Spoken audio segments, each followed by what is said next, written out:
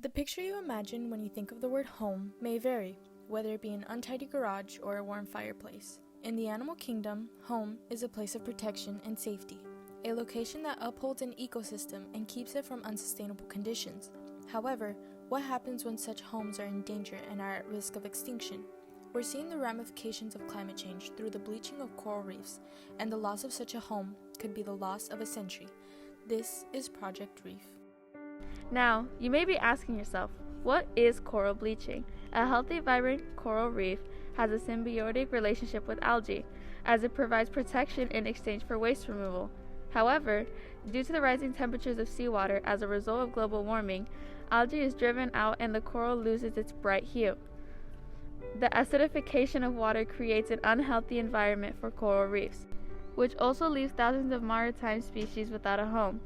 Bleaching doesn't mean death, but since bleaching events are happening more and more frequently, coral reefs are unable to reproduce and are in mortal danger. The Great Barrier Reef, a popular tourist attraction and cultural phenomenon in Australia, is predicted to completely disappear by 2050, according to statistics released by Business Insider in 2020. Now, who does this truly affect, and what could we do to stop the loss of such vital organisms? The bleaching of coral reefs doesn't just affect living coral, it also affects other living organisms and entire ecosystems. Species rely on the protection coral reefs provide. A familiar example would be marlins' affinity to stay within the reef in the Disney classic Finding Nemo. These animals are in danger of losing their habitats, and maritime biomes are at risk of forever imbalance. Zora Richards and John Day are scientists who strongly support the need for higher protection of the Great Barrier Reef due to its impact on the wildlife. You can't really deny their significance. They protect over 1,620 species of fish and 2,000 species of sponge. And 136 of these are already endangered, so if we don't act now, we risk biodiversity decreasing by 20%. Why should animal activists be concerned for this? Well, honestly, it's kind of hypocritical if they don't, because of the fact that isn't their whole thing about protecting wildlife? It's also almost destructive to an entire maritime ecosystem, so it would be kind of bad if they didn't support it. And the support of animal activists would really help in cases like these because they spread the word and bring media presence that we desperately need. And other than that, supporting local initiatives would be a big support.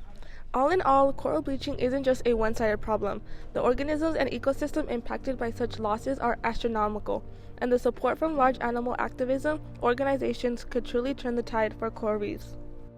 The fishing industry, a centuries-old practice that has evolved to support the pescatarian diets of millions around the world, built to cater to the supply and demand of a growing population. In this case, a tried and true system isn't necessarily the best system. Fishermen are beginning to see the repercussions of unsustainable fishing practices that leave fish populations and coral reefs vulnerable to endangerment, a detail that is long overdue. There are many different methods into concerning why the corals are bleaching. And here you can see that one of these methods contain us. We are at fault for many of the reasons why coral reefs are bleaching. A good reason is overfishing. Here, while this method you see here might be the least invasive involved, there are methods that many companies use, such as explosives. You can see how these methods are harmful to not only our marine life, but to ourselves as well. When we overfish, we are decreasing the fish's population. And with this, a lot of our diets will lack the pescatarian foods that a majority of us contain. Oh my god, I caught a marine cod! Coastal populations may not realize it, but coral reefs play a major role in the protection of coastal property and the integrity of Australian coastlines. Now, how does this work? And are coral reefs truly that integral? To explore the potential impacts that coral reef loss would have on the average Australian citizen, today I am here with single mother Martha and her daughter Beatrice. I'm so scared to lose my home because if anything happens to me and my baby, I'll be so disappointed and upset and I'll never be able to recover. I'm scared because they told us at school that if we don't take care of our reefs, we'll be in danger. And I don't want my mommy or me to be in danger. According to studies conducted at a biological university in Italy by Filippo Ferrario, coral reefs dissipate 97% of the wave energy of tides, protecting seashores from unnecessary damage and the integrity of the coastline in general. Of course, man-made barriers are able to perform the same function and work well, but it is estimated that costs to support the upkeep of dikes will skyrocket to $71 billion by 2100. So, when you look at the bigger picture, coral reefs aren't only protecting coastal livelihoods, they are safeguarding our wallets. Now, what can coastal residents do to help protect coral reefs? Making conscious efforts to limit water waste, donating to local reef initiatives, and adopting more sustainable living practices are small steps the average citizen can take to improve the likelihood of coral rehabilitation.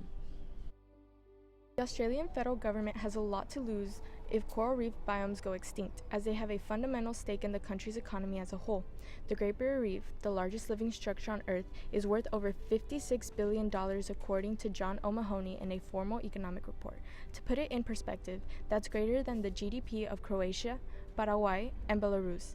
In the same fashion, over 64,000 jobs could be lost if coral bleaching is not contained, so the Australian economy would take a major hit if such issues aren't acknowledged.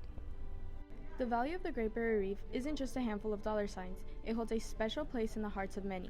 In reality, it is in the best interest of the federal government to pass environmental legislation in favor of coral reef protection and making it an utmost priority for faster recovery.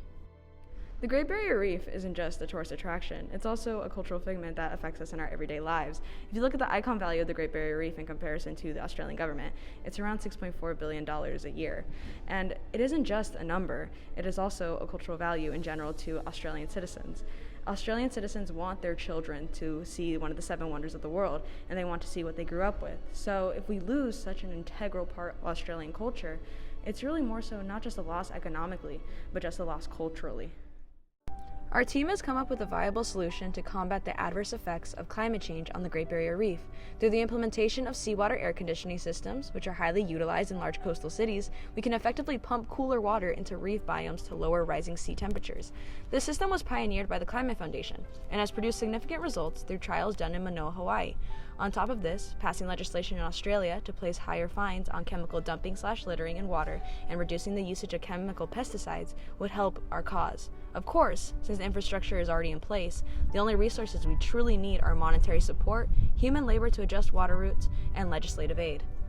Some may say that such plans are too costly, and to some extent, they're right. Let's hear from Mark Bard, the head of a research study at the Commonwealth Scientific and Industrial Research Organization.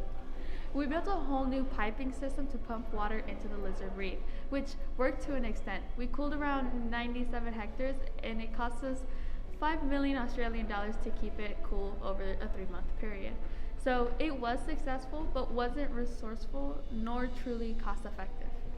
Our current plan to help the coral reefs is more cost-effective and takes less human labor in comparison to Mark Bard's research study.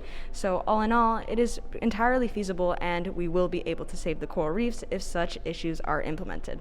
Our planet is a complex place, home to millions of organisms that have inhabited it for thousands of years. The worth of nature is immeasurable, and the value of coral reefs is no different. Humanity must show a conscious effort to slow the acceleration of climate change, whether it's through recycling a water bottle or finding companies for major chemical dumping. Overall, we just can't sit around and wait for this issue to be fixed. So, do something good for the Earth today. The coral reefs and their inhabitants will thank you later.